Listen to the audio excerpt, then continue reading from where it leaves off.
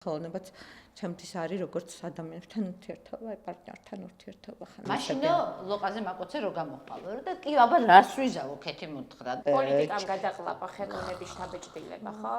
მაწუხებს ეს საკითხი, რომ ხელოვნება ვეღარ პასუხობს დროს.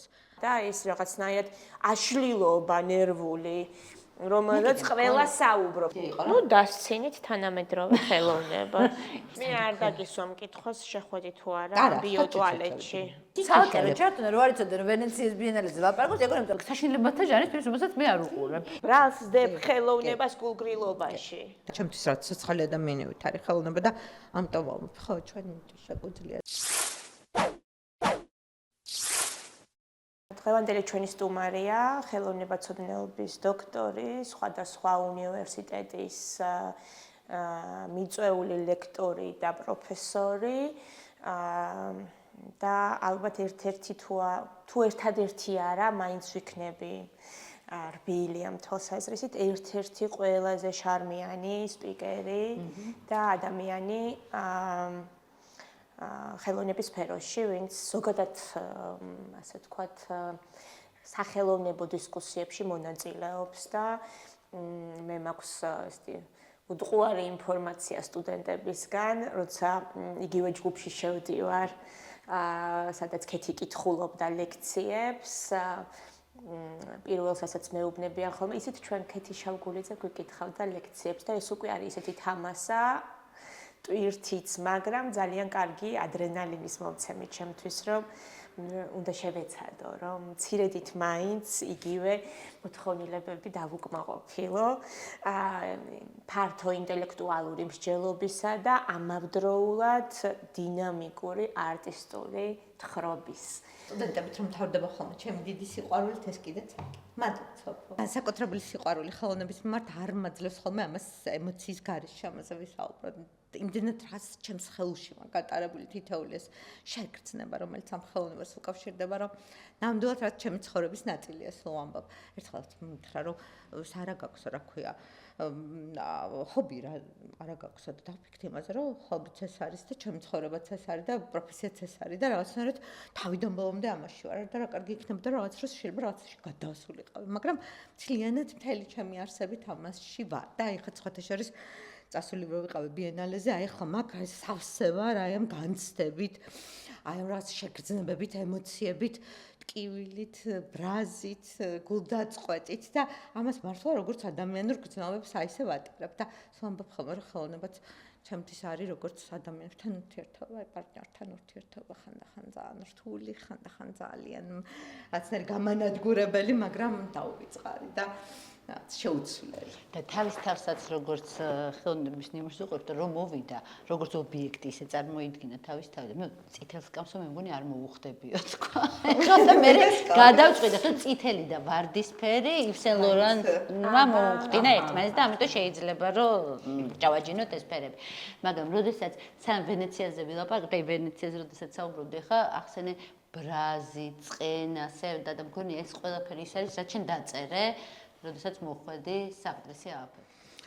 რაღაცა დღე თითქოს არ გავახობენ, ხო შეიძლება ყოველ დღეს არ იყოს, მაგრამ ყოველი კვირა, როდესაც მაინც მახსოვდება საყდრისი და თან ხელოვნებაცად ნავს ეს წარსულის მიმართ განსაკუთრებული სიყვარული გქონდა. სულ ვამბობ, რომ თან ფუტურისტები ვართ. ეს წარსული მომავლისთვის გვინდა, მაგრამ მაინც ამ წარსულთან მარიმდენად რაც ორგანული, რომ ამ რა ძაფებს ვერ წვეთ ხოლმე და რომ დავფიქრდი როგორ დაიკარგა ეს და იქცა იყო და არა იყო რა ეს ყველაფერი რომელიც რაც ჩემი ქვეყნის ძალიან მნიშვნელოვანი ამბავი უნდა ყოფილიყო და თან იმდენად პოლიტიკურია ეს წერტილი იმიტომ დავწერე აი ძახილის ნიშანიც არ არის უბრალოდ ფაქტი ეს ფაქტია რომლითაც უნდა ვიცხოვროთ და რომელიც აი ყოველ რაც ძალიან ხშირად მახსენებს თავს თუ სადამოვყავით თავი რაზე ვთქვით უარი როგორ მივედით აქამდე ისე რომ ეს იქცა მოცემულობად და აი ესეთ რაღაცნაირ წინადადებად, რა თხრობით წინადადებად და არა იმათ, რომ განგაში საათ.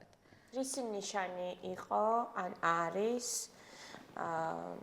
საყდრისი მაშინ რო ააფეთქეს ჩვენ ცუდი პროგნოზების იმის გარდა რომ კონკრეტული ძეგლი და იმ რეგიონის თუნდაც კაზრეთის ბოლნისის ირგვლივ რეგიონის განვითარების პერსპექტივა დაიკარგა, ხელშესახები პერსპექტივა, არა მარტო კულტურული, არამედ ეკონომიკური.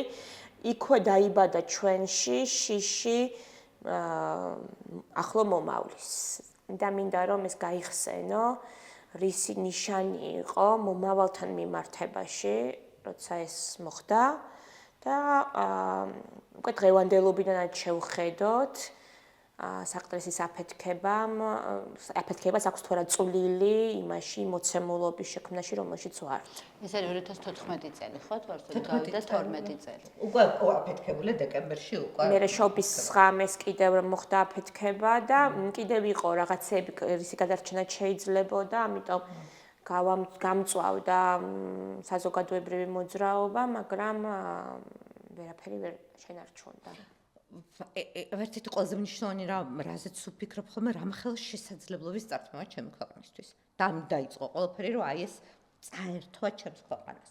მეორე რაც არასდროს არ გამოვიწყობა, ეს არიან ჩემი სტუდენტები, განსაკუთრებით მწვანე მუშტი, რომელიც აი რა ვიცი, რამდენიმე ადამიანმა თავის მხრებზე ერთი წელი ატარა ეს პროტესტი და როგორ წააგეს ეს ბრძოლა და როგორ იყო ჩემთვის აი საოცარად დამანგრეველი ის როგორ უყურებდი იმას, რომ ახალგაზრდებმა წააგეს. და როგორ უნდა ეცხოვრათ აი ამ წაგებასთან ერთად. იმიტომ რომ იმის მერე, აი 2014 წელს მერე ესენი ცხოვრობენ იმაში, რომ მათ წააგეს. წააგეს არა და იცოდნენ, რომ ეს ასე არ უნდა ყოფილიყო. თან ეს აფეთქება, ეს ხო რაღაცა არ დაიხურა, რაღაც კი არ რაღაც გადააკეთეს, რაღაცა აფეთქეს. ეს იყო რაღაცა ძალიან დრამატული აბა. რომ ეს არ არის რაღაცნაირი უბრალოდ ხო შეიძლება რაღაცა თან ეს უზარმაზარ თანხებთან იყო დაკავშირებული. და რაღაცნაირად ის უზარმაზარია ეს ნგრევა და განადგურება და აი ეს რაღაცა დამოკიდებულება იმის მიმართ, რომ არც ამის მერე რა იქნება. მაგრამ მაინც მგონია, რომ ამის მერე ჩვენ რაღაც იმედები გქონდა. და რაღაცნაირად ბოლომდე ვერ გავაცნობიერეთ ის, რომ საყდრისი აფეთქეს, ამიტომაც დავწერე დღეს ეს. აი ამის მერე სულ თითქოს რაღაცა გაცნობიერება მიდის ამის, რომ ეს რომ აფეთქეს, ჩვენ მაშინვე უნდა მივხვდეთ, რომ რაღაცები აფეთქეს ჩვენიდან. სფერო ვერ მიხვდა სათანადოდ. არა, ჩემთვის ძალიან ცოტა ხალხი იყო, მე ეხლაც მინდა გავიხსენო, ეს ახლა არ მინდა ვიღწ დამონათება რატო და როგორ არ იყო, მაგრამ ახსოვს რომ რაღაც გადაცემა იყო ერთი და სულ ფიქრობდი, რომ რაღაცა კითხვა უნდა დაგესვა, დაგეტოვებინა კითხვა და სულ ფიქრობდი, რომ ეს კითხვა უნდა დამეტოვებინა. დადიოდეთ საყდრესის აქციებზე, იმიტომ რომ ეს ძალიან მნიშვნელოვანი იყო ჩემთვის. ძალიან მნიშვნელოვანი რაღაცნაირი განსაზღვრელი ადამიანის. რას ფიქრობდა, როგორ ასაკეთებდა.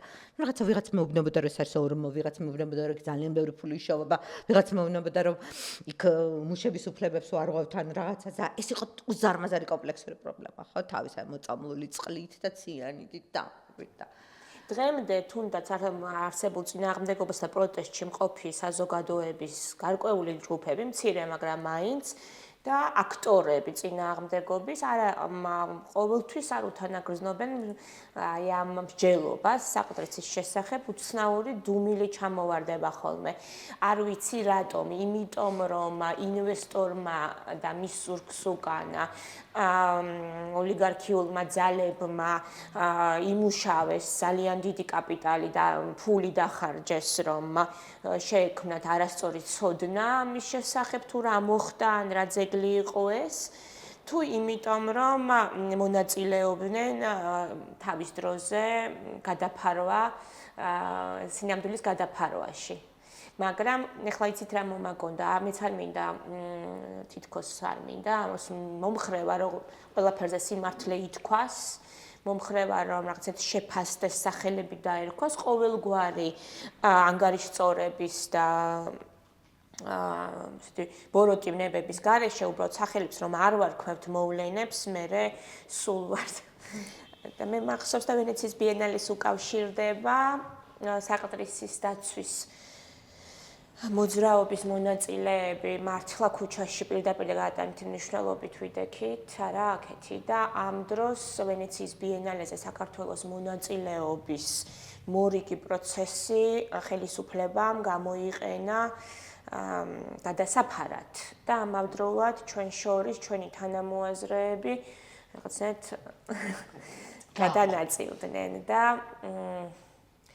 ეს იყო დასასრული იმ ეტაპის, იმ რაუნდის და მარცხი მთლიანად კულტურული განვითარებისთვის, იმიტომ რომ დანებდა ჩვენი თანამებრძოლთა გარკვეული ჯგუფი და ეს დანებება გადაიცვალა რაღაც ვენეციის ბიენალეზე წასვლაში და დაფინანსებაში.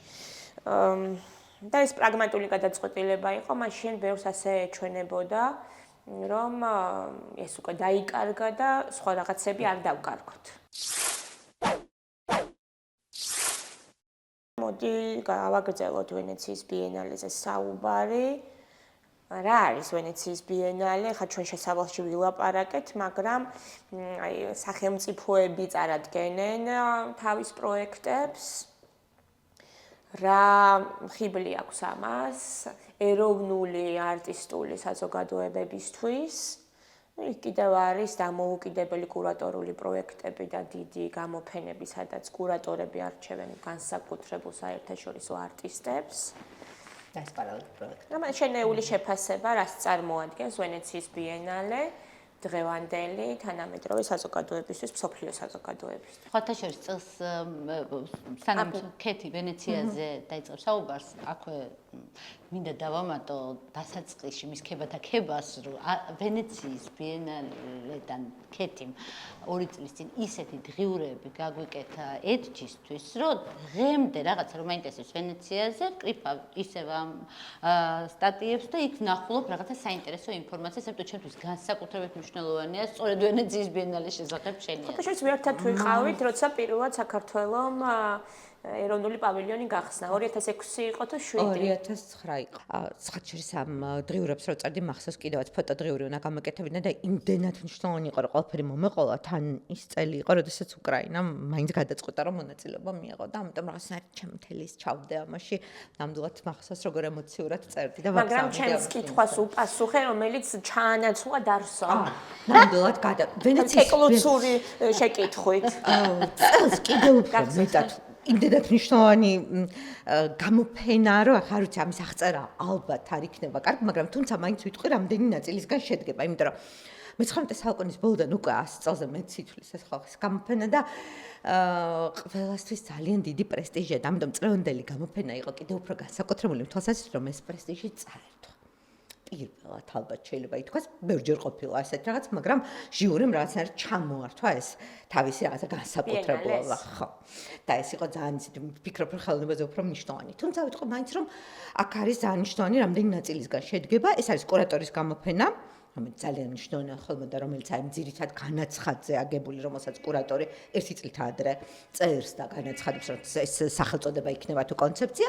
ნაციონალური პავილიონების სისტემა, რომელიც ცალკე ამბავია და ძალიან პოლიტიკურია და პარალელური პროგრამა, რომელიც არანაკლებ საინტერესოა ხოლმე ვიდრე თავად ბიენალე. და ხშირად უფრო საინტერესოა. აი, მაგალითად წელს იყო ძალიან საინტერესო და აი ეს ძალიან მნიშვნელოვანი ისეთი არტისტები იყვნენ, რომელიც მიუხედავად იმისა, რომ თანამედროვე ძალიან ბევრი არტისტია საინტერესო, მათ შექმნეს ხელოვნება და მათ მართლა რაღაცა გადატრიალება გააკეთეს ხელოვნებაში. ვისაუბრებ მაგაზე და რატო არის ხოლმე უფრო საინტერესო პარალელური პროგრამა ვიდრე ეროვნული პავილიონები? ხა ალბათ ზედაპირულად, იმიტომ რომ იქ ნაკლებად ჩართულია სახელმწიფო პოლიტიკური ნება და ფული. მაგრამ აი კიდევ არის რაც ძალიან მნიშვნელოვანია ეს არის ხოლმე რომ კულტურის სამინისტროს გვერდის ავლით არ გამოდის ნაციონალური პავილიონი. ამიტომ ძალიან ბევრ ქვეყანას ისე როგორც თქვა ჩვენ გვაქვს ამ თვალსაზრისით პრობლემა. ამიტომ ეს ხშირ შემთხვევაში არ არის ხოლმე სრული ასახვა იმის, რაც არტისტებს შეიძლება უნდოდა. პარალელურ პროგრამას ჭირდება რომ პარალელური ფული გქონდეს. პარალელურ პროგრამას ჭირდება უზარმაზარი ფული და ეს არის ხოლმე როგორც წესი გრანდიოზული ინსტიტუციები, ისეთი როგორც ანიშკაპურის ფონდი, მაგალითად მარინა აბრამოვიჩი იყო ხა პარალელურ პროექტში, რომელიც ვენეციის აკადემიაში იყო თან როგორც პირველი ქალი წარმოდგენილი და აი ამ მნიშვნელობის პროექტები, რომელშიც სადაც მიქელანჯელოს დავითი დგას იმ აკადემიაში? არა, ვენეციის აკადემიაში იყო პირველად ქალის გამოფენა ჩართული თან ინტეგრირებული ვენეციელების აი ამ რაღაც ფერადოვან ვენეციურ ფერთა არის ფლორენციაში ახლა ეს ამოჯეში. რაც შეეხება წლევანდელს მნიშვნელოვანი განაცხადი წელს. ანუ რა იყო სლოგანი? რა იყო მინორულ ტონებში. მაგრამ ძალიან მნიშვნელოვანი ამბავი იყო და ძალიან სამწუხარო ის რომ კურატორი შარშან გარდაიცვალა, მაშინ როდესაც გამოაცხადა პროგრამა, რა ქვია, სათაური და ჯერ კიდევ არ არსებობდა ჩამოყალიბებული კონცეფცია, ის გარდაიცვალა. 51 წლის ასაკში თან ეს არის სამხრეთ აფრიკელი ქალი, რომელიც ერთ-ერთი ფერადკანიანი ქალი იყო, რომელიც უხელმძღვანელობდა ბიენალეს, რაც ძალიან სევდიანი ამბავი იყო. რომელსაც ვერც მოასწრო დაეტოვებინა ფაქტობრივად მითითებები, როგორი უნდა ყოფილიყო ეს ბიენალე. მაგრამ მონახაზი არსებობდა და ამ ბიენალეს ეტყობოდა, რომ არ ყავდა კურატორი და ხა თქვენ გესმით რამდენად დიდი მნიშვნელობა ფიგურას კურატორის, ამიტომ ის რაღაცნაირად თუ პატრონად იყო წელს დატოვებული. მეორე მხრივ ემოციურია, რომ არ ჩაანაცვლეს. არ ჩანაცვლეს ეს მისი ძალიან გარდაცვალების ამბავი და ცოტა გულია მიჩუყდა. ძალიან მნიშვნელოვანი იყო, იმიტომ რომ ყველა ელოდებოდა, რომ შესაძლებელი იყო ხასეთ მნიშვნელოვანი ღონისძიებაზე რაღაც სხვა ფიგურა ყოფილიყო, იმიტომ რომ ყოველთვის კურატორი ძალიან მნიშვნელოვანი ამას განსაზღვრავს, თუნდაც პოლიტიკურ საკითხებს. მაგალითად, უკრაინის შემთხვევაში, იქ რომ უკრაინის მოედანი უნდა ყოფილიყო და უკრაინის მხარდაჭერა, კურატორი განსაზღვრავდა ამას და წელს კურატორის არ ყოფნის გამო ძალიან ბევრი რაღაც ისეთი რამ მოხდა, რომელიც რუსეთის სასარგებლოდ განვითარდა მოვლენები.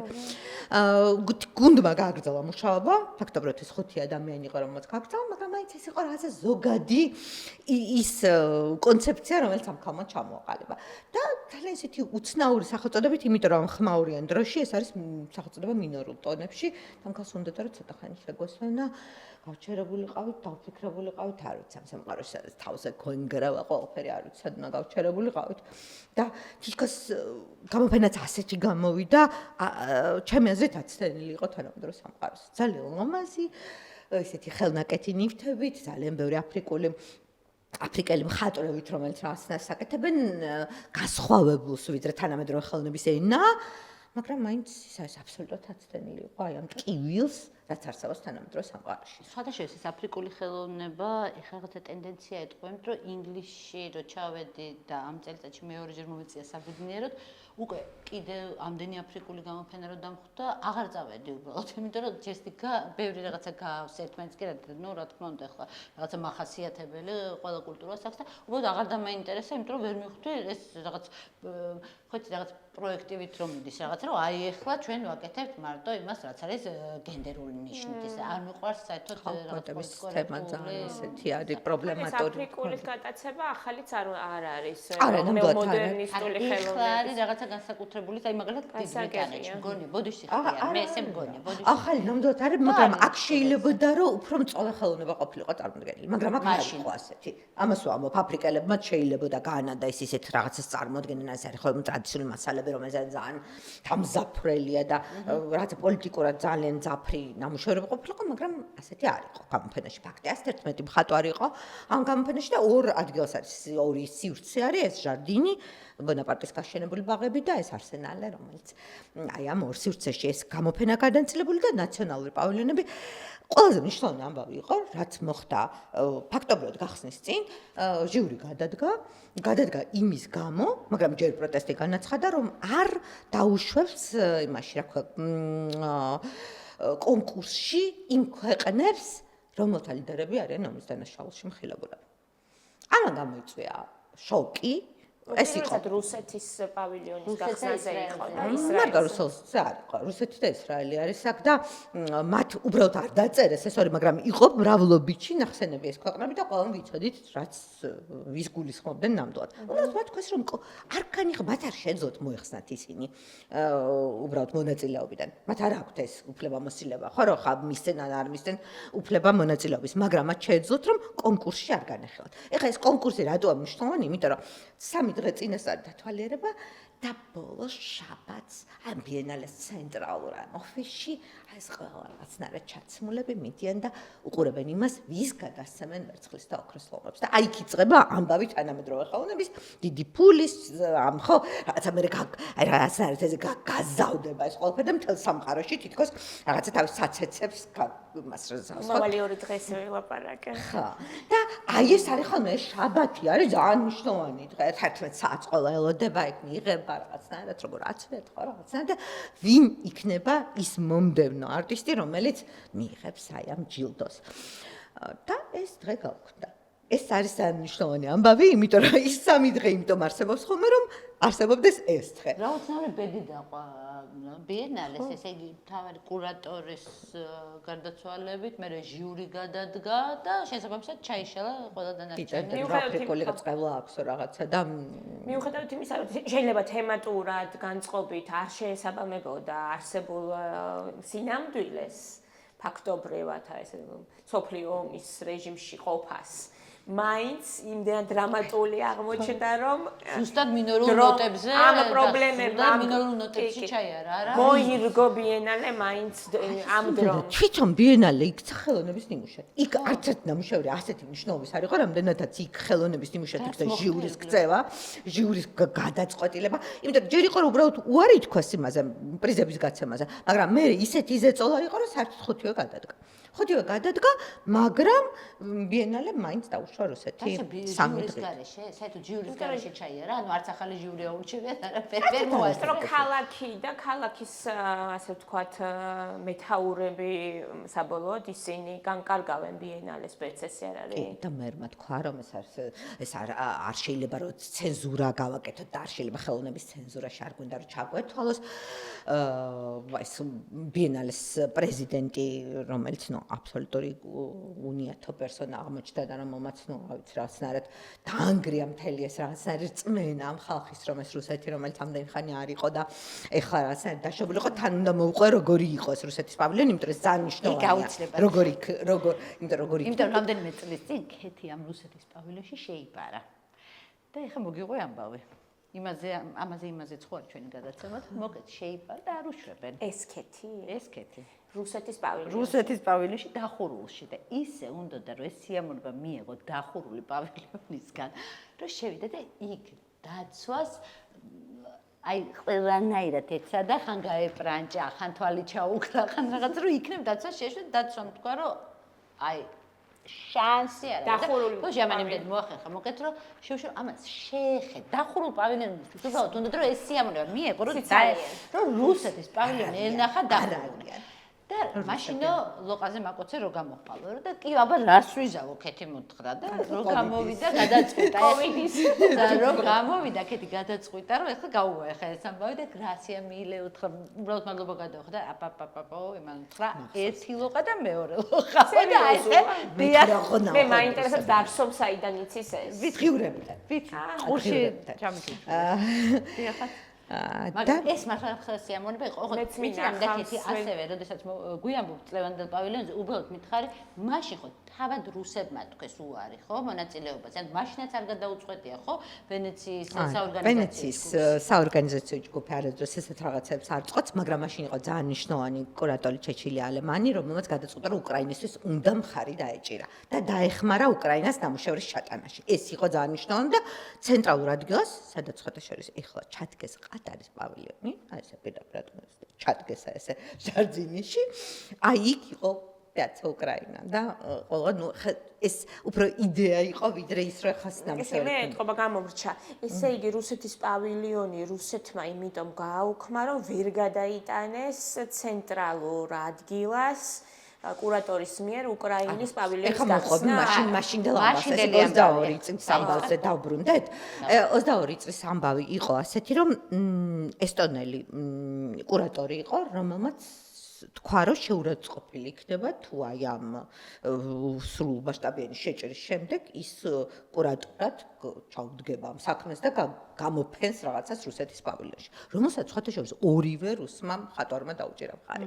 მაშინ ეს ძალიან მნიშვნელოვანი ამბავი იყო, მაგრამ მან უკან არის საზარელი ფული, მან თქვათ დღიურებშიც წერდი და ეხლა გაგრძელდა ეს ამბავი. ისევ ეს კარნიევა არის არაფერ კომისარი. რუსი ოლიგარქი აფინანსებსო? რუსი ოლიგარქი, თან როგორი რუსი ოლიგარქი, ორივე ქალიშვილი, ერთი პუტინთან ძალიან დაახლოებული, ძალიან ძლიერი რუს რა ქვია მაგალითად როსტეკი, ანუ რუსული ტექნოლოგიები, ქალიშვილი და მეორე არის ლავროვის ვინოკურავა.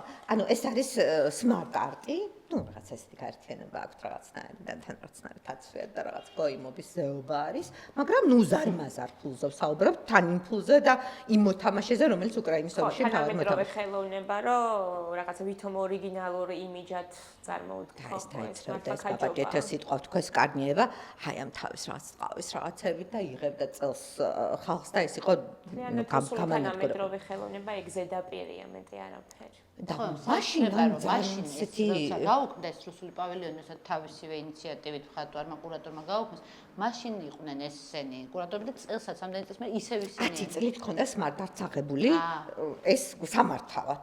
და ამიტომ ეს იყო რაღაცნაირად ეხლაც გასაგებია რომ ესა და ის მეორე არის კარნიევა ეს იყო და მაშინ ძალიან მნიშვნელოვანი ამბავი იყო რომ თავად თქვა ეს და ნუ რაღაცნაირად თუ რუსეთს რო აღარ ქონდა რომ ეს რაღაცნაირად შეცვალა ეს სიტუაცია და ვერ შეცვლიდა მაგას ხა ეს ძალიან უცებ მოხდა და თანახა მარტო ლავროს შულზე და იმაზე იყო საუბარი და არ ვიცი ეს რაღაცნაირად გარდა მშობლები და შვილები არ ვიცი და თან ერთი ეგ ფულია ხო ეს ხო არ არის შვილების ცალკე ფული და მშობლების ცალკე მაგრამ წელს სხვა ამბავი იყო ამის მერე ქონდა ბოლივიას მისცეს თავის პავილიონი 2024-ში ლითიუმის თავის საბადოებზე ძალიან დიდი ხო გთხოვ სარაკა სურვილი იმისა რომ ეს ლითიუმის საბადოებზე ძალიან დიდი კონტროლი ქონდა და ათხოვეს ბოლივიას ანუ მან დაკეტილი იყო რა თქმა უნდა რუსეთი არ იყო მაგრამ მაინც რუსეთი იყო თავის იდეით მაგრამ ნუ რადგან ვერ ვნახეთ და ესე კარები იყო დაკეტილი და რაღაცნაირად სხვანაირი იყო და ბოლივია არ აღიზიანებდა ესე ხალხს მაგრამ იქ ლითიუმზე იყო საუბარი და იმაზე რაც მე ისე უკრაინის ომს ასაზრდავს ხო და წელს რაც შეეხება ეს უკვე იყო მათი მე ვფიქრობ აი ესეთივე შეჭერა როგორც ეს უკრაინას შეიჭერენ მათ ქონდა განაცხადი რომ არა მხოლოდ პავილიონში დაბრუნებული ეს არ იყო პავილიონში მე რამდენიმე წელია მათი ხმაც კი აღარ გამიგია იქ ევაპორატორებზე და რაღაცა მებში წვეულებები და რაღაც წელს ეგენი სრულმასშტაბიანად დაბრუნდნენ აი ეს იყო ყველა დასავლეთის კულტურული ცენტრის დიდ კულტურულ სცენას აი ისინი რაღაცნაირად დაბრუნდნენ და თან ეს პავილიონი იყო გაუგონარი პავილიონი. ის იყო აი ყველაზე უგემოვნო ყვავილების მაღაზია რო წარმოიდგინოთ, რომელშიც ყველაზე უგემოვნო ფართი შეიძლება გამართოთ. რომელშიც იყო ბევრი სასმელი, მე არ შევდგი ფეხი, იმიტომ რომ მარცხა ვერ გადავიტანდი ამას, იმიტომ რომ იქ მღეროდნენ, მთელი დღე დილიდან ღამემდე მღეროდნენ. ფოლკლორს და ტექნოს და რაღაც. სირაიოტის ქალბატონების კომენტარები თუ პოსტები ვნახე, სადაც წერენ, რომ ყველაზე მეტად გამაღიზიანებელი იყო რუსეთის პავილიონში, სადღესასწაულო ფართი განწყობა. რა კონცეფცია ესეთ რა თქვის რომ ეს მღერით ეს იგი დღისით იყო ფოლკი და ეს ელექტრონული მე საღამოს იწყებდა დიჯეები იყვნენ ბრაზილიიდან არგენტინიდან არ ვიცი იქ რაღაცა არასწორდა კონცეფცია თუმცა იყო პატარა ჩანაწერი რომელიც კიდევ უფრო შოკის მომგვრელი იყო იმიტომ რომ იყო ადამიანსა და ბუნების ურთიერთობაზე ეგ ეწერა რომ ეს არის რა ქვია განიცდიან ძალიან საბაზრო აი ამ ახალ პირობებში ყვავილები ეკვადორიდან და საიდანაც როცა მოდის რა გზას გადის მართლა სერიოზულად დაწერეს ეს და რომ მე რაღაცნაირად რომ ინახავენ ამ ყვავილებს რაღაცა სითხეებში რომ დებენ ხოლმე და რაღაცა რომ უხანგრძლივებენ ცხოვრებას და რომ ეს ყვავილები ძალიან ცოდო ეს ხალხი გოგნება ამას რომელიც დრონებით ამას მაგას იცი როგორი მაგას რომელმაც თვალი დახუჭა ბუჩაზე მაგალითად და უნდა და ვიღაცა ვინც უნდა რომ გამოძროს წლების მერე რომ სინამდვილეში ამაში იყო ჩაფიქრებული დღემდე რომ მავზოლეუმში ის კაცი უწევთ ბალზამირებული და რაღაცა იმ მთელი იმას რომ ეს ყვავილი სინამდვილეში მეტაფორულად იყო ლენინი რო იკაყავდა და რაც არის მათი სიმბოლო დარსოს უნდა რომ მოგესა რა კონცეფცია არ არის ხო კარგია თუ ესე წავიკითხავთ მაგრამ სიმახინჯე იყო სრული რაცნა უბრალოდ ვიზუალურად ისეთ სუდად იყო შესრულებული არ გამოვა ჩემი და ლენინის და კონცეფცია ჩაიშალა მოყვი ხო სასწყვეტი რა არის ეს გააბედინეს და ეს ბიენალეს პრეზიდენტმა ბუტაფუოკო არის მგონი გვარად ახალი არის პრეზიდენტი და აი ამ ადმინისტრაციამ გააბედინა ამიტომ ჟიური იყო კმედია ყველაფერს რომელსაც აი უცებ ძალა გამოაცალა ყველაფერს აღარ იქნება პრიზები არამედ იქნება დამთვალიერებლების ლომები და ეგ ძალიან საინტერესო ამბავია აღარ იქნება ეს ლევანდელი ამბის მერე? არა, იმიტომ რომ სხვა ჟიურიმ არ მოინდომა რომ სახელი გაიფუჭოს, ახლა ესა ქუჩა-ქუჩა სხვა დაიწყებდნენ რომ ხო იქნება ჟიური ვენეციის ბიენალეს, იმიტომ რომ ამათ ძალიან ბოლო წუთას გააკეთეს ეს ყველაფერი. ფაქტობრივად დრო აღარ იყო უკვე ჟიურის საძებნელად და არა, წლევანდელზე საუბრობ ხო? 2 წლის შემდეგ ისევ შეეცდებიან რომ ძველი სტრუქტურა დააბრუნონ. ალბათ, მაგრამ ნუ წელს ძალიან მნიშვნელოვანი იყო ეს ამბავი, ვამბობ რა იყო ყველა ნამუშევრზე, თუმცა რამდენიმე ნამუშევარი იყო ძალიან კარგი, მაგრამ აი ეს იყო პირდაპირ ხელოვნების ნიმუში რაც გააკეთეს ჟიურიმ, იმიტომ რომ ძალა გამოაცალა ვენეციის ბიენალეს და აი მათ აი ამ ცირკს რომელიც გაამართლეს რუსთაველის პავილიონზე და თარატო იყო საოცრება 3 დღით დაუშვეს და მე დაიკეტა და ეს საერთოდ ეს კონცეფცია გაურკვეველი იყო, იმიტომ რომ თუ დაუშვი ბოლომდე და თუ არ დაუშვი, მაშინ ანუ ის 3 დღე აი ყველაზე პომპეზური 3 დღე, როდესაც ყველაზე მეტი პრესა, ყველაზე მეტი ხელოვნებაცოდნეები არიან და ეს დაუშვეს. რატო დაიკეტა პროტესტის გამო? არა, უბრალოდ დაიკეტა, მაგრამ ის ჩანაწერია იმ რაღაც სიმღერების რაღაცების. ეს მიდის იმაზე, რა ქვია, ჩანაწერია. არა, კედლები არის, ღია კარებები და ისინი ვიდეოები მიდის და იქ ისე მღერიან ისინი. სიმულაცია რაღაცა თან ეს ხო არ არის იზოლირებული ჯარდინის ეს არის დიდი ბაღი ასე ვთქვათ ხო და ისეთ ადგილას არის რუსეთის პავილიონი თან საუკეთესო პავილიონი ვიტყოდი რატო რომელიც გესმის და ხედავ როცა მიდიხარ და ამერიკის პავილიონისკენ ან საფრანგეთის პავილიონისკენ ვერაცდები თვითონ შენობის ამბავი რომელიც 1914 წელს აშენდა და უკრაინელი ბიზნესმენის დახმარებით ხო და ესე ერთ-ერთი საუკეთესო ხედია ლაგუნაზე არც ერთს არ აქვს ხედი როგორც მაგაც აქვს შევსევის აშენებულია მაგრამ ფული არის ხანენკოსი და ამ ხანენკოს ხო გაუმწარეს რუსებმა ცხოვრება და დღეს უკრაინის მუზეუმს მისი სახელი ქვია ის და მისი შენობა ვუთხრათ ხო ვინ არის ეს არქიტექტორი ჩვენი იმელის ეგრეთ წოდებული იმელის შენობის ავტორი და სტალინის საჩუქარი რო იყო რუსთაველის გამზირზე ხა ბილტმორის სასტუმრო და ინტურისტი ბათუმში სტალინის საყვარელი არქიტექტორი იყო თუმცა მანამდე თუ სწორად მახსოვს ხუროთ მოძღვრება ქრისტიანულ ტაძრებს აშენებდა. და მე გადაინაცვლა იქ, მაგრამ ისტორიული შენობა.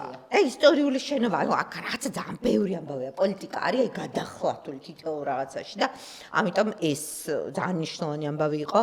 რომელსაც არ ვიცი ამ სირცხოს როგორ მოიცილებენ ნამდვილად ვენეციის ბიენალე თუმცა მას რო ვეყიდულობენ გემოვნება ანუ ვერ სინამდვილეში ფული ყველაფერს ვერ იყიდის იმ რეკლამისთვის ხო გახსოვთ აი რაღაც რომ ყველაფერს ფული ვერ იყიდი აი ეხლა ნახე მეც რუსეთის პავილიონში გარდა ამორალურობისა თავისთავად ხო შეიძლება რომ მაგალითად თუნდაც ეს ყვავილები ყოფილიყო ლომაზე ყველაფერი უშნა იყო ის ფოლკლორის საშინელი მოსასმენი იყო ან შეიძლება უბრალოდ იმხელა აგრესიას იწვევდა ყველაში რომ რაღაც კატასტროფა იყო რაღაც აი ძალიან იაფასიან დისკოტეკას გავდა რაღაც საბჭოთა ტურისტული იმისი რა ქვია ძველად რო იყო რაღაც კურორტებზე რო დადიოდნენ შესაბამისი აი რო წარმოიდგინოთ ქალები დისკოტეკაზე მაგრამ და თან თავხედობა ასეთ თავხედობა მართლა იყო გამოგნებული თუმცა ძალიან ბევრი მე გულდას წყვეტით მინდა გითხრათ რომ ძალიან ბევრი ხალხი შედიოდა და ძალიან ბევრი სტუმარი ყავდათ ეს რაც უნდათ მათ მიიღეს მათ მეტი არც უნდათ იმ სამ დღეზე მეტი ეს არის ყველაზე გულდასაც წყვეტი მათ მეტი აღარ ჭირდებოდა და ეს აცნაირად ეს პომპეზურობა დაიბრუნეს და დაიბრუნეს თავის თავი აიქ აი ამ ვენეციის მე მგონია კი არა და რაღაცები წავიკითხე გახსენების მიზნით და ვენეციის ბიენალეს სირცხვილი სხვა დროსაც ხონია და ჩამოურეცხავს და აღნიშნავენ ევროპელი კრიტიკოსები სწორედ აი ამ საკითხებზე დავისას მუსოლინის პერიოდს იგონებენ, როდესაც ვენეციის ბიენალე 30-იან წლებში იქცა აი მის პროპაგანდის იარაღად. თუმცა თვითონვე ვენეციამ ეს გადაამუშავა თვითკრიტიკისა და სხვადასხვა სამყაროს არტისტული წარმომადგენლების დაშვებით. ხო, მაშინ თავად ქვეყანა იყო ჩართული ამ ომში იმ პერიოდში არასწორ მხარესი და თლიანად ქვეყანა და ეხლა როდესაც თითქოს ქვეყანას უჭირავს სწორი პოზიცია პოლიტიკურად, ხო, თუნდაც რუსეთ-უკრაინის ომზე თუ ლაპარაკობთ და უცებ აი რაღაცა სახელმწიფო ბიენალე უცებ ესეთ რაღაც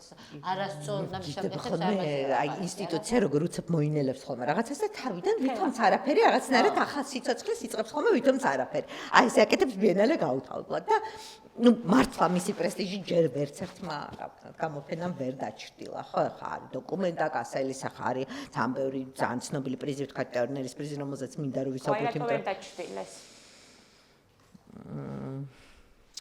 ну რა თქმა უნდა დიდი ხნის ამბავი ესეც არის რაღაცნაირად რომელსაც აქვს ისტორია და ეს არ მოწოთ მაგრამ თავად ქალაქია რომელიც ჩემი აზრით ამას განსაზღვრავს იქ სადაც უცებ შედიხართ ხედავ ტიციანს ვერონეზეს მერე ინტერტოს და უცებ მერე ხედავ თანამედროვე ხოლმეს ის იმდენად დიდი რაღაცნაირი რაღაცა კონტრასტია და ამ დროს რაღაცნაირი აღმოჩენა ხოლმე თანამედროვე ხოლმეს ამ ქალაქში სიკოდილის ქალაქს ეძახი რაღაც მოხილავი ახლა ეს რაღაც წარმავლობა რომელიც აქვს და სულგრძნობა სიკვდილი ვენეციის სულგრძნობამ წარმავლობის რაღაცას და აი ამ დროს ეს ახალი თანამედროვე ხალხი რომელიც უნდა იყოს წესი ხო და რომელიც უნდა იყოს წესი მაგრამ ეს კურატორები სოფო და ქექ რაც წაიღებთ საქართველოდან ახ საქართველოზე და გახსოვდეს ისე მინორულ ნოტებზე ქვია და ჩვენ რო გვაქვს მინორი ეგეთი უნდა და ასე რომ ჩვენთვის არ იქნებოდა რთული. ალბათ კეთი ჯერ არტისტულ საზოგადოებას დაველაპარაკებთ, რაც არ ხდება არასდროს საქართველოში.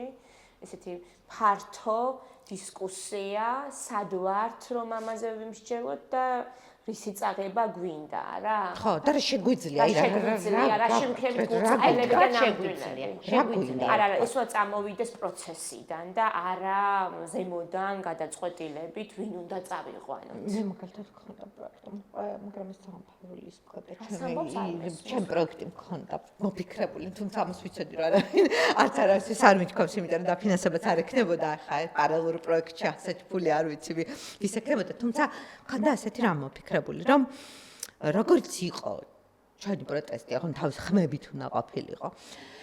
ოთახი, რომელშიც იქნებოდა ის კი არა ჩამოთვლილიც მაქვს მთელი გვარებიც კი მიწერე, ვინ იქნებოდა ავტორები ამ ვიდეოების და რაღაცების ჩვენთვის ზახსაყარელი ხალხი და ვიდეოებისა და ფოტოების, აი ვინც კი გადაიღო ფოტო ან ვიდეო იმ დროს, როდესაც ჩვენ ვიყავთ გარეთ და როდესაც გვცემდნენ და გვწამლავდნენ, ყველა ამ ფოტოგრაფის ვიდეო და ფოტო იქნებოდა, რომელიც იქნებოდა ერთი უზარმაზარი ოთახი, რომელშიც შედიოდი და სუმცლიანად აი ეს გამოსახულება იქნებოდა და რომელშიც იქნებოდა უცებად ერთი ოთახი ვფიქრობდი, აი ესეთი დახშული სპეციალური დახშულის რო აქვს ხოლმე კედლები, სადაც იქნებოდა ის ხმა ქვებს რო. ეხლა იცი პირველ გადაცემაში ვილაპარაკეთ ეს. სოფო თქვა რომ მე იმაზე უფრო შთამბეჭდავ, იცი თეატრზე ვილაპარაკოთ, იმაზე უფრო შთამბეჭდავ. არც სპექტაკლი და არც ნამუშევარი აღარ მინახავს, მიუხედავად რომ მომიწია ევროპაში ცოტა გარბენა გამორბენა სიდუხჭირის მიუხედავად. მაგრამ ის დამყვება ის. მესმის და მინდა რომ მარტო შესულიყო და მინდა აი ეს ხმა მოესმინა. მოდი მაყურებელს ვუთხრათ, რატო არის წარმოუდგენელი ჩვენ შემთხვევაში ასეთი პროექტის ან ზოგადად პარალელური პროექტის გაკეთება ვენეციაში, რატო ვართ დამოკიდებული ამჟამინდელ ხელისუფლებაზე და დამოკიდებული არ ვართ, მაგრამ მას მიაქის რაც წაიღო, მაგრამ იმიტომ რომ პარალელური დაფინანსების წყარო არ არსებობს, რომელიც თავისუფალ ავტორს, ვინც არ რევერანსებს თუ ფლირტში არ არის არსებულ პროცესთან, მე პოლიტიკურ მეინსტრიმთან თუ ძალაუფლების მქონე ინდივიდებთან, მას არანაირი რესურსი არ აქვს, რომ ის ნამდვილი საქართველოს და თუნდაც ქართული კულტურა აჩვენოს, რომელიც ჩვენს დღევანდელ იდენტობას გამოხატოს. ვერავინ ვერ გააკეთებს, მაგრამ იყო მაინც პარალელური პროექტი, სადაც ქართველი არტისტი იყო და მგონია რომ განსაკუთრებით აღსანიშნავია და მინდა რომ ხშირად გამოხატულიყო მადლიერება, როცა ესეთი რამე ხდება, როცა ეს თამნიკო კვესიტაძის პროექტი, მაგალითად დავით ბეჟუაშვილის ფონდმა ნაწილობრივ დააფინანსა ეკაინუქიძესთან და ელვინ მიქაილოვი იყვნენ კურატორები და იმ პალაცო ბრიგადინში რაც გაიმართა, იყო დავით ბეჟუაშვილის ფონდის ერთ-ერთი დამსახურებაც და ვახსენოთ ხოლმე რომ რა ვიცი კიდე ბევრი თუ გამოიდება ხო ამაზე მაგარ რაღაცას. შენ მოყევი რაც ნახე ამ ხო კვესიტაძის გამოფენა როგორც პარალელური პროექტი და კეთი უნდა უამბოს ჩვენს მაყურებელს ქართულ პროექტზეც და ალბათ შენც ნახე ხო ეს კვესიტაძის პროექტი. არა ყოფილა პრიზების გაცემის შემდეგ პირველი ორშაბათი, მიუხედავად რომ ყოველთვის ორშაბათს ბიენალე ისვენებს, ამ დღეს არის ღია. და ეს ყველა მიცის. აი ხარი რაღაცნაირი ესეთი ტრადიციული რაღაცები ხომ რომელიც ყველამ ვიცით. და ეს იყო ძალიან გულდასაწყოთი. მე ხა ვერ ვისაუბრებ იმაზე რაც ვერ ვნახე. ნახე მარტო ვიდეოები და თქვენ ციცით როგორი იყო ეს ვიდეოები. მე ვნახე ის რომ საინტერესო. მოგვიყევი და გვიაბე ჩვენც გვაინტერესებს და კარგი ამბები, რომ მართლა ჩვენ ქვეყანა დაკეტილია. მართლა ცოტა ხანი მე მგონი ნურს ვილაპარაკ. აი ხანდახან ესე მგონია რომ ჩვენ თვითონ რაღაცებზე რაც ვსაუბრობთ, დროს კარგად. ვილაპარაკოთ იმაზე, რაც ხდება დღეს და რაც არის ღირებული, არა? ეს პარალელურ პროექტებში ძალიან მნიშვნელოვანია, რაც თქვი, რომ ჩვენი რო ყოფილიყო ბელორუსის პროექტი იყო პარალელური, რა თქმა უნდა, ეს არ იყო სახელმწიფო პროექტი, ვინ დაუშვებდა ამას, მაგრამ ერთ-ერთი საუკეთესო და მე ვთვლი, რომ მოქროს ლომი რო ყოფილიყო, ნამდვილად დაიმსახურებდა და მართლა ძალიან დიდი გამოხმაურება ჰქონდა. ეს იყო ერთდროულად სანახავდა სურნელიც, რომელიც იყო ძალიან მძიმე სურნელი, რომელიც არის, რა ვიცი, ის რა ქვია, საკნის, ცუდი საჭმელის, დახურული სივრცის, ტკივილის, არც როგორც თვითონაც აღწერდნენ, რომელიც უკრაინელებმა ხოჭის უკრაინელმა პარფიუმერებმა ფრანგებთან ერთად შექმნეს. მაგრამ ყველაზე მეტად რამაც გამოცა, შოკის მომგვრელი იყო დაკვირვების კამერებისგან გაკეთებული ჯვარი, რომელიც თან ესე გაკვირდებოდა, რომ შედიოდი ამ პავილიონში, 42000 ხორბალი, რომელიც იყო ხელით შარჭობილი და ხელით გაკეთებული, რომლის ზემოთ იყო შეკიდული უზარმაზარი ცხაურები, როგორც აი ამ რაღაცა ციხის და აი მთელი ქვეყნის როგორც აი ამ დიდი საპატიმროს განსახიერება და ერთი დიდი გორგალი, უზარმაზარი რაღაცა ინსტალაცია, რომელიც იყო გზაული წიგნებისგან გაკეთებული. მართლა იმ გზაული წიგნებისგან, რომელიც ბულდოზერით გამოთხარეს და ჩაყარეს სიაში. როგორ დამენანა რო არ იყო ხეთი და იმიტომ რომ კიდე მეტი ადამიანი გაიგებდა ამის შესახებ, იმიტომ ეხლა შენ რო არ გეამბო ჩვენთვის არ ვიცოდი. ეს იყო მართლაც განსაკუთრებული პავილიონი, რომელსაც თან ეს სუნი ჰქონდა და თან ეს სუნი იყო სასაფლაო სუნიც, რომელსაც ეყვავილებ რაღაცნაირად იხსნებოდა ამოსაც. არა, ძალიან არ იყო, მაგრამ ეს სუნი გრძნობოდა, მაგრამ ესენიც მეტაფორაა, გასაგები ხო ყველა სხვადასხვანაირად აღვიქოთ ამ სუნს, მაგრამ ისინი რაღაცნაირად თითქოს ყველა შეგრძნებით ცდილობდნენ ზემოქმედებას და ეს არიან მხატვრები კი არა, ხელოვანები, რომელიც წასული არიან დიდი ხანია ქვეყნიდან და რა თქმა უნდა არსებობდა დაფინანსება ევროპული, რომელიც მისცემდა საშუალება, რომ ეს თამაშოვარი წარმოადგინოთ. რაც საუკეთესო პავილიონებს ეხება, მინდა გითხრათ, რომ ასეთი, რა ვიცი, რუსეთის პავილიონის არ იყოს ძალიან ბევრი ცუდი ნამუშევარი იყო და წელს მამდულად ვთვლი და მაწუხებს ეს საკითხი, რომ ხელოვნება ვეღარ პასუხობს დროს.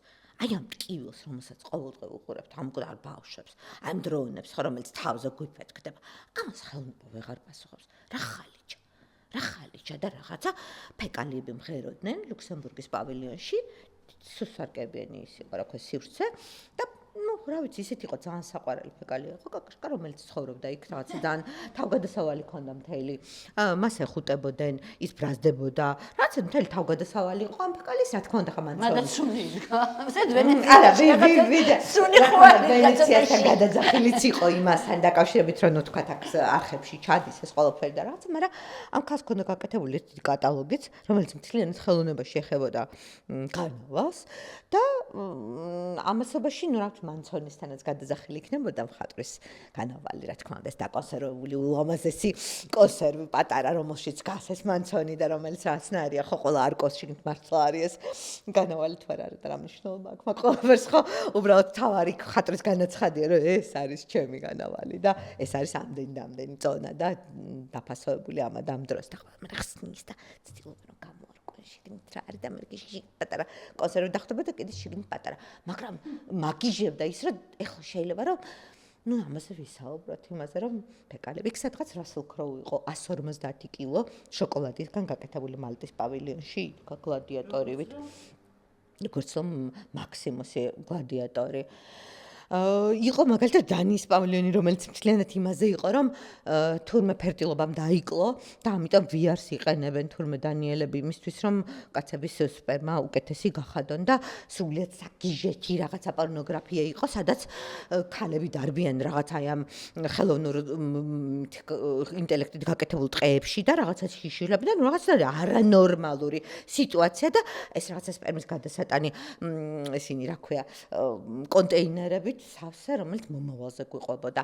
იაპონიის პავილიონი, სადაც შეგეძლოთ ბავშვი გეშვა. ფეკალია, სპერმა, ბალზამი, რუსები, Russell Crowe, ამასობაში პოლიტიკური პროტესტები, ამასობაში პროტესტები, რომ დროდესაც გახსნის დღეს ერთ-ერთი აი 3 დღიდან თითქმის ყველა პავილიონი იყო პალესტინის მხარდასაჭერად დახურული. ესეც ძალიან მნიშვნელოვანი იყო რუსეთთან ერთად, ნუ ისინი უმეტესი პავილიონები დახურული. იაპონიის პავილიონი სადაც შეგეძლოთ რომ გეშველათ ბავშვი ცოტა ხნით. ეს ეი არაკავას პროექტი იყო, სხვა საქართველოშიც არის დამყობი ეი არაკავა დიდი ხნის წინ. და რომელმაც რაღაც დროს ბავშვები აიყვანეს მან და თავის ყურმა და გადაწყვეტა რომ დაფიქრდეს იმაზე რა არის ბავშვი და როგორ ხედავენ ბავშვები დღეს ჩვენ. ანუ ბავშვების თვალით დანახული სამყარო და ცოტა საშიში, იმიტომ რომ ბავშვები გაპოშებდნენ, ხო?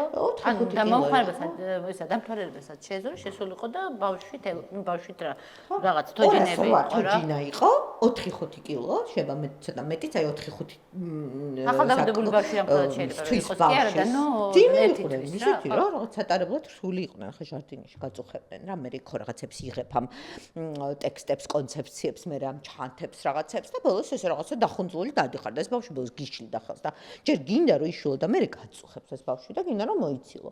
თორე ისე შეგეძლო ესე კალისკით გეტარებინა და აქ ხა სხვადასხვანაირი წყვილები არიან, ბიჭები, გოგოები, პატარები, დიდები ასაკში. რაღაცა და ყველას ეს ბავშვი ყავს და ამ ბავშვებს ძალიან დიდი სარკის სათვალები უკეთიათ. და ნუ ამ კარაკავს რომ კითხეს რატო, ჯერ კუსამა გაიხსენა რომ ესეთი პირველი ვენეციის ბიენალეს ჰქონდა დიდი გამჭვირვალე ბურთები, რომელშიც შეგეძლოს თავის შენც ჩაგეხედა და თან გარემო დაგენახა. მე ლაკანის სარკის სტადია გაიხსენა. მე კალიფორნიაშიც რაღაც დროს ხოვდა და თქვა რომ კალიფორნიის პოლიციელებს სარკის სათვალე აქვთ, იმიტომ რომ ემოცია ვერ დაინახო და მე თქვა რომ ეს ბავშვების დაცვაც მინდა და ყველაფერი ერთად, მაგრამ ყველაზე საინტერესო იყო რომ ამ ბავშვს თუ გამოუცვლიდი პამპერსებს, ყველაფერი ხათშერს რაღაცა ფეკალებამდე მიდიოდა და შარდამდეც მივალთ.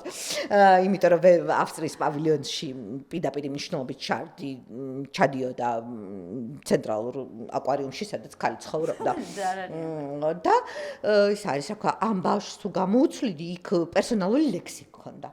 რომელიც ასტროლოგის დაწერილი ლექსი იყო, ოღონდ უკავშირდებოდა ძალიან მნიშვნელოვან მოვლენებს, რომელიც იაპონიის არა მარტო პოლიტიკურ ცხოვრებაში შესაძლოა, რაც გენდერულ საკითხებს ეხებოდა და რაღაცა 57 მოვლენა იყო და ეს 57 ბავშვი შეგეძლო რომ გეშულა 208-ს ვერა ყველა არ საშინა სიზმარს გავს ყველაფერი რაც მოხდება. ეს ბავშვები რაღაცნაირად წარმოიგენ და ყველა ხელოვნური ბავშვები დადიოდნენ და ეს ბავშვები გაყოლდებიან თან ამ სარკებს და შენ ფიქრობ რა წარმოგიდგა ჰორმოზის სრუტე რაღაც ჩინეთი იქ ამბავი რაღაცა რუსეთი აჩვენებს ეს ყველაფერი აჩვენებს მაინც ადამიანის შიშებს სინამდვილისადმი შიშებს და უსუსურობას და ეგეც ვართ ხო ადამიანები. ხო. და მე როგორ იყო ყველა მოცილებას ამ ბავშვებს, იმიტომ რომ რაც ფიქრობ რომ რა უნდა უყო ამ ბავშვს, აი მომავალი რა, რაღაცნაირად ფიქრობ რა. გლობალური პოლიტიკური გამოწვევების პარალელურად ის ყველაფერი ხო დარჩა, რასაც ვატარებთ ამ ბავშვების სახით. სოფლიოში რა დროს ფეკალია და ეს არის, რა ქვია, შარდი და სპერმა და ბავშვი. ხო, რაღაცა ვიარით ფერტილობის გაზრდის პრობლემები დანიას ალბათ შარდამდე ჯერ არ მისვათ, ავსტრიის პავილიონამდე მივდივართ. ეხლა ყველა გზა მიდის. ყველა გზა მიდის მანდ, იმიტომ რომ ეს იყო ფლორენტინა ჰოლზინგერი და ჩემს ძალიან მნიშვნელოვანი რო იყო ქორეოგრაფია ეს ქალი და ბავშვი ქორეოგრაფმა ყველაზე ესეთი ძლიერი ხმა ჰქონდა ამ ბიენალეზე, ეს რაც ძალიან საინტერესო იყო ჩემთვის, რომ არტისტებზე მეტად ამან თქვა ის რაც იმდენად დამზაბრელი იყო, რომ დაუვიწყარიყო. თუმცა ძალიან ბევრი ქალის შიშველი სხეული იყო, იმიტომ კი არა მე ეს მაწუხებდა, მაგრამ ნუ ბევრმა დაწერა, რომ ეს ზედმეტად სანახაობად იყო ქცეული ქალის სხეულიც, მაგრამ ფლორენტინა ჰოლზინგერი რაღაც დროს ავსტრიის პავილიონის წინ დაკიდებულ ზარში ადიოდა აი ამ თოქზე ნელ-ნელა ესეთი სრულად შიშველი თავდაყირა ეყიდებოდა და თავის სხეულით რეკდა ზარს. საათში ერთ-ერთი ყველაზე გავრცელებული ვიდეო. რაც ნახე ამ ვიდეოშიც, მაგრამ ეს იყო ნამდვილად დამზაფრელი. ეს არის მომდა რომ მართლა რაღაცა ძალიან სერიოზული პრობლემაა, უკვე სხეულით რეკრა ამ ზარს, თუმცა ეს ყველაფერი ვითომ ახსენს რომ ეს არის ეკოლოგიურ კატასტროფაზე იმაზე რომ ნუ რაღაცა წყალი იმატებს განგაშია.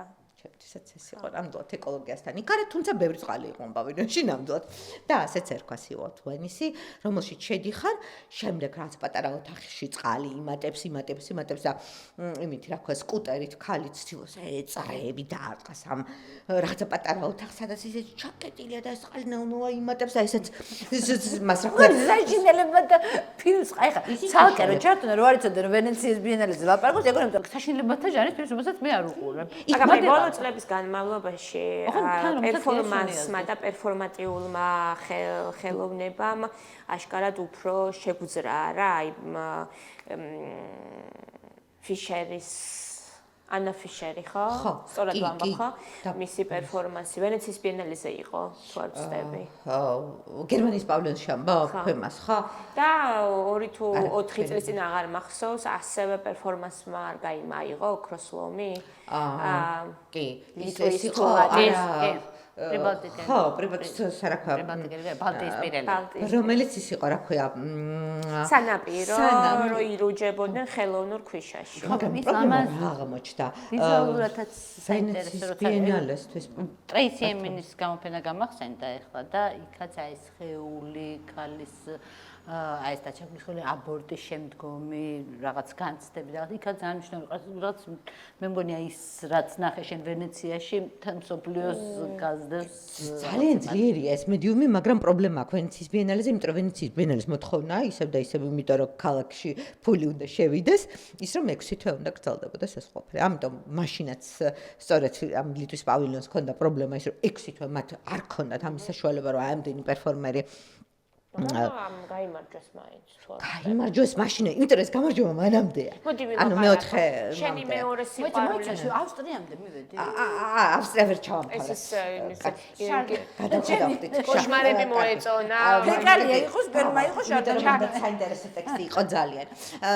გადიხარ მერე და პატარა ის არის, რა ქვია, რობოტი ძაღლი, რომელიც შოქშია ამ წყალდიდობისგან და ნერვიულობს ძალიან და მისი შეგვეცოდა ის ძაღლი რაღაცნაირად გინდა რომ დაეხმარო და ეს წყალი იმატებს ამ პავილიონში და ეს ძაღლი ძალიან განერვიულებულია და ამასობაში აი გვერდით ხედავ ოთახი სადაც აშკარად მან გამოასხა ტუალეტმა და რაღაცამ იმიტომ რომ ძალიან ჭუჭყენი წყალი ასხას მთელ ოთახში და ძალიან გეშინია რომ ეს წყალი შენ შემოგესხმება იმიტომ რომ იქაც მე შიშველი ქალები შედიან და ცდილობენ რომ დაალაგონ ეს ყველაფერი მაგრამ მაინც პირდაპირ ეს ფლენად ჰოლზინგერის ეს არის რაღაც კონცეფცია, მაგრამ ყველაზე საინტერესო ესო.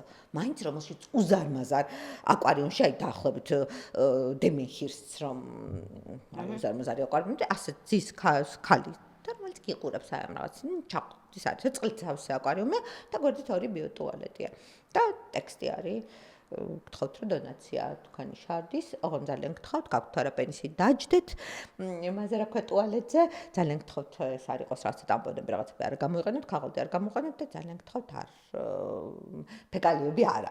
იმიტომ რომ ეს შედის ეს პირდაპირ, ანუ ესე იგი პირდაპირ პროპორციულად ესე იგი დაკავშირებულია ამ მასთან. მე არ დაგისვა მკითხოს შეხვედი თუ არა ბიოტუალეტში.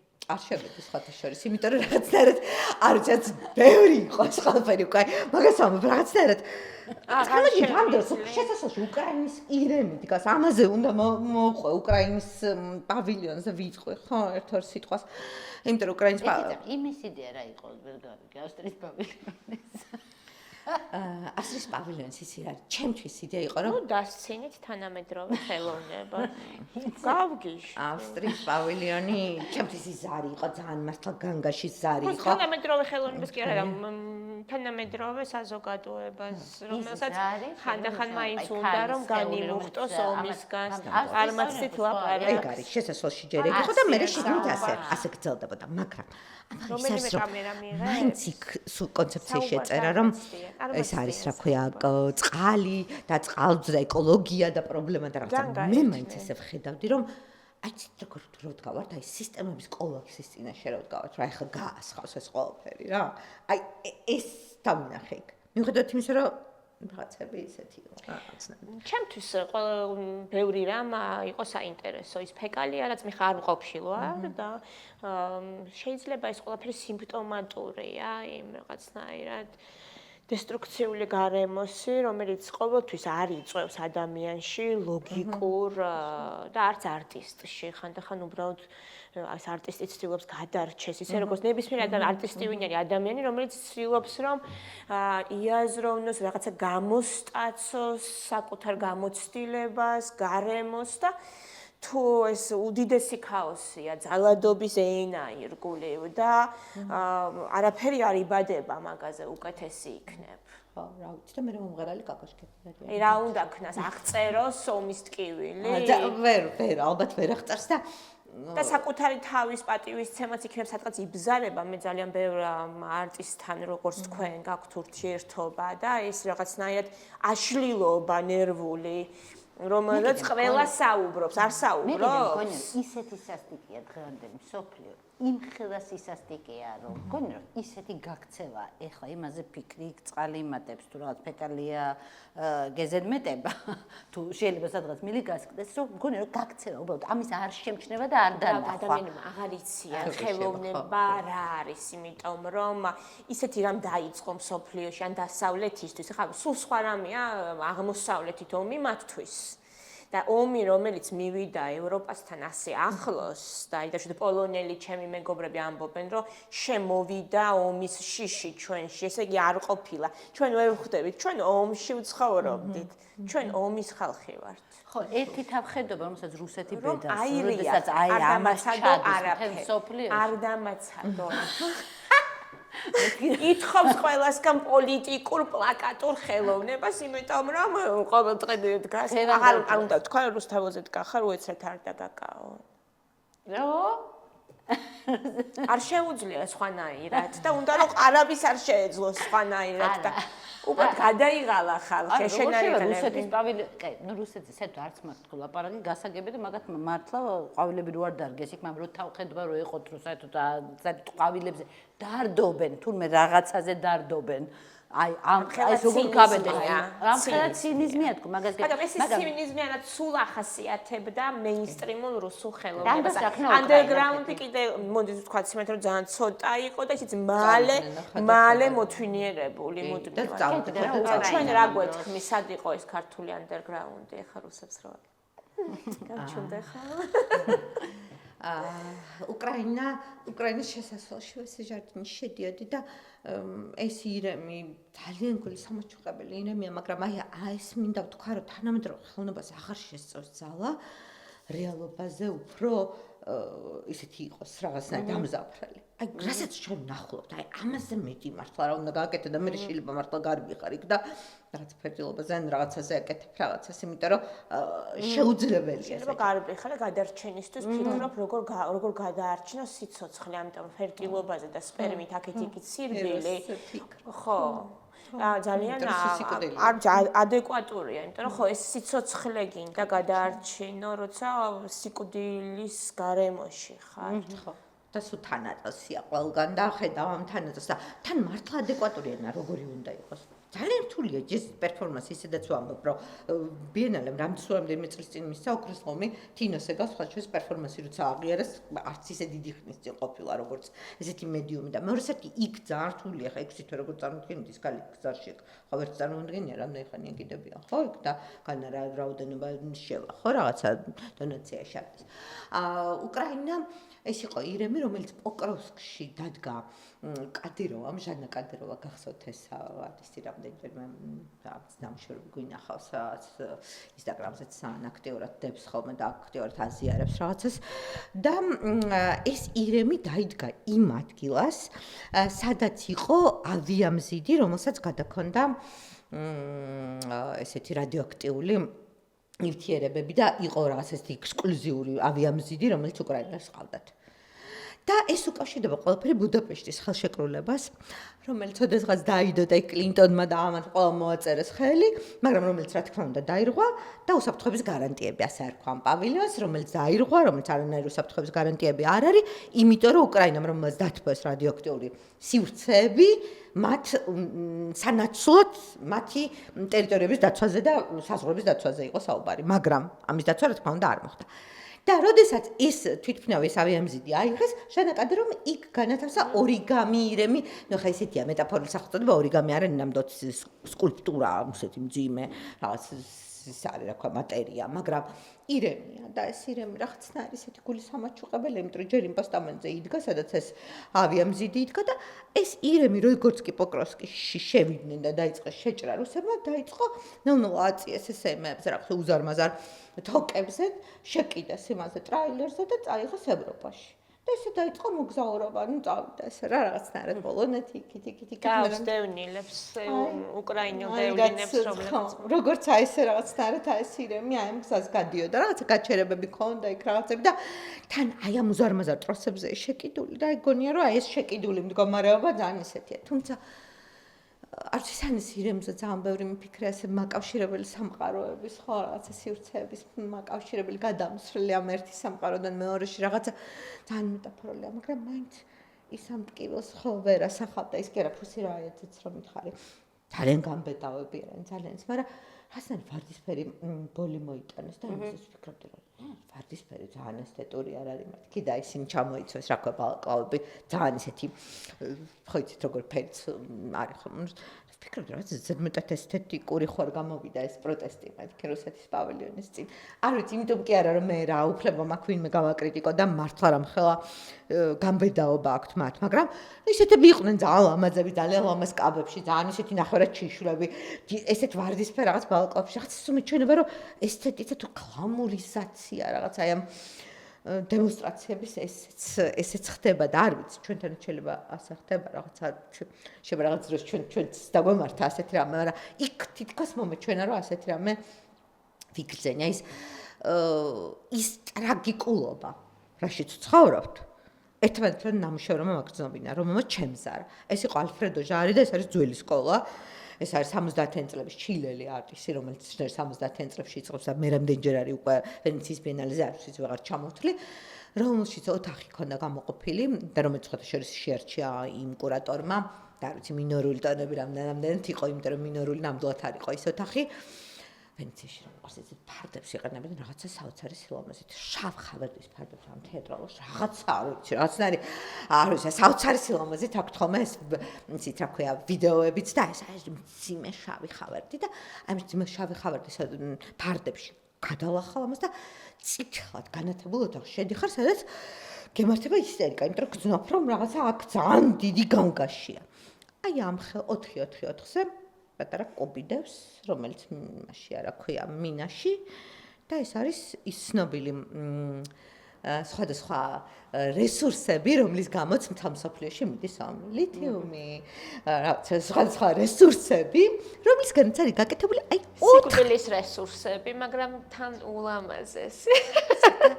ასეთი კობალტი და თან კონცეფცია და კობალტი, რა არის კობალტი? და ის იწყებს იქ რაცა მე-16 საუკუნეში ეს არის შავი ეშმაკი, მერე რა ემართებათ კონგოელ ბავშვებს, ჩინეთი როგორ განაგებს 50%-ზე მეც ამის მერე უკრაინის შეგორ მიდის აქედან ყოფ.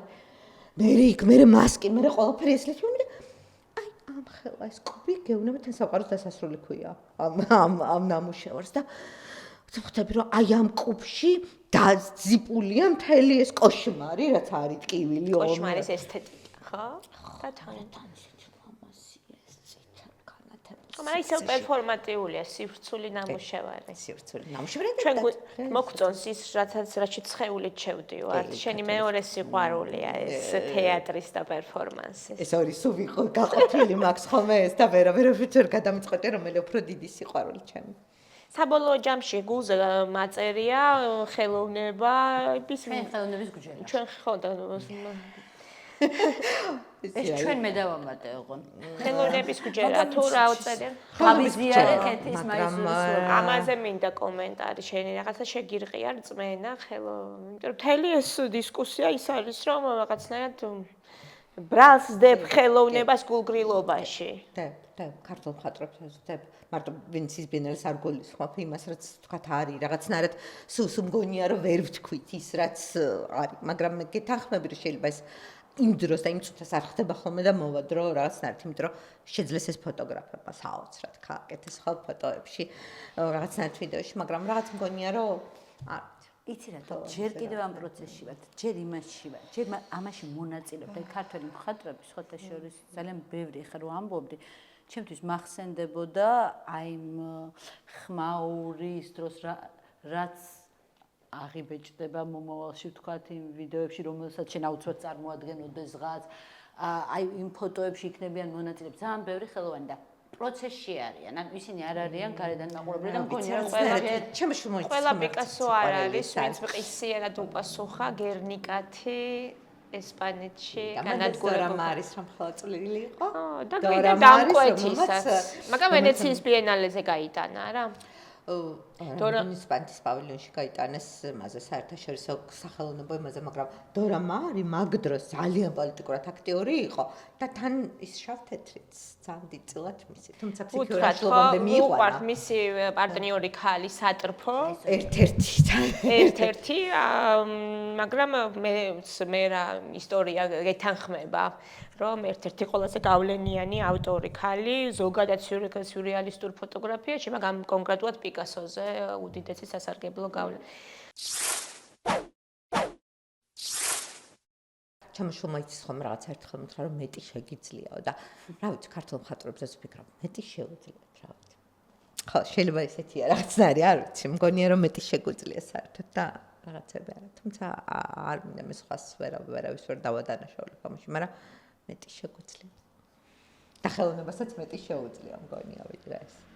ამ ბოლო დროს სულ ვფიქრობ, რომ არავინ არ იცის, აი არ ვიცი, ალბათ სტუდენტებიც მიყურებენ და ნახავენ ამას ან ისევ ჩვენ აი იმ ავტორებს აუბრუნდეთ, რომელზეც არ ვფიქრიათ. აი რა ვიცი, დიმიტრი შევარდნაძე ვინ იყო, პეტრე მელიქიშვილი ვინ იყო და რაღაც. არ ვიცი, ეგეთ ფილმები თუ არსებობს, ოღონდ არ ვიცი. ეხლა რაღაცა თანამედროვე ფილმების რეკომენდაციას კი არ გავცემ, იმიტომ რომ მანდაც მგონია რომ თანამედროვე ფილმები მეტი შეუძლიათ და აი ხა გოგისაც უსმენდი ხო იქიდან რაღაცა იქაც იგივე პრობლემაა ხო კანის კინოფესტივალზე ალბათ ყველგან იგივე პრობლემაა ხო სადაც არის ხა ტერნერზეც რო თქვი იგივე თქვას რომ ტერნერის პრიზი აღარ არის ესეთი აქტიური ისეთი განსაზღვრელი რაღაც ახალი ტენდენციების იქცა ერთ-ერთ რაღაცა არის ჩვეულებრივ პრიზად სადაც ფულებს არ იგებენ და რაღაცნაირად მე ხარია ხო ეს ახლა გუშინ ნახე რომ პოლიტიკამ გადაყლაპა ხელოვნების შთაბეჭდილება ხო ხელოვნების ძალა და რეალობა რა ვიცი ეს პოლიტიკოსები არიან ან თან სოფლიოში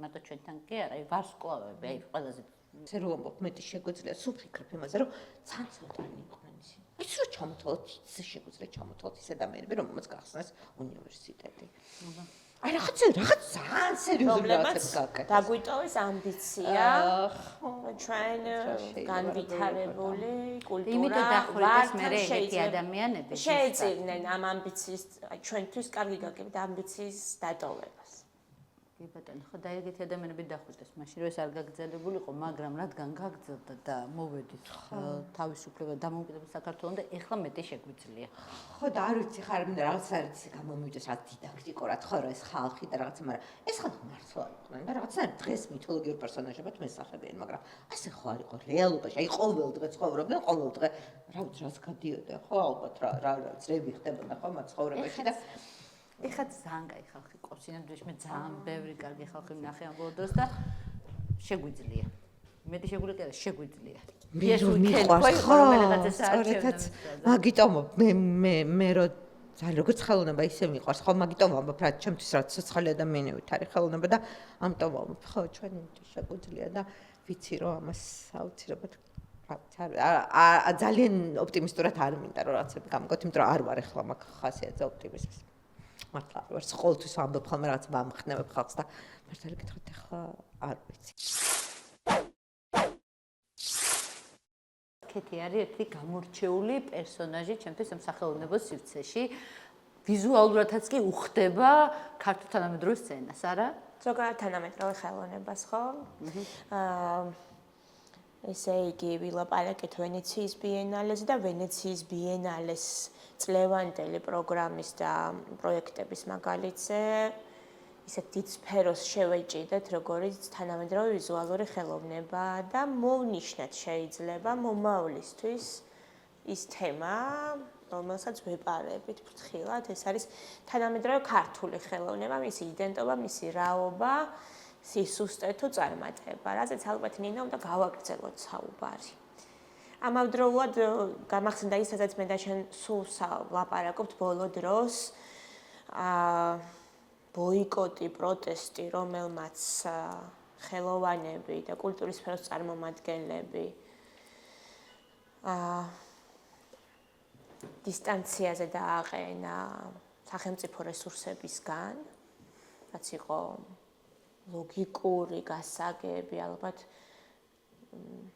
პატიოსნების გამსაზღვრელი რაღაც ეტაპზე, მაგრამ ამავდროულად იმაზეც ვილაპარაკოთ, რომ სახელმწიფო რესურსებს ითვისებენ ახლა სრულიად ისეთი პროექტებიში იხარჯება ფინანსებიც და ყურადღებას და რესურსები სახელმწიფო, რომელიც ჩვენ გვეკუთვნის საზოგადოებას, სინამდვილეში ჩვენ ვახდენთ აკუმულირებას ბიუჯეტში.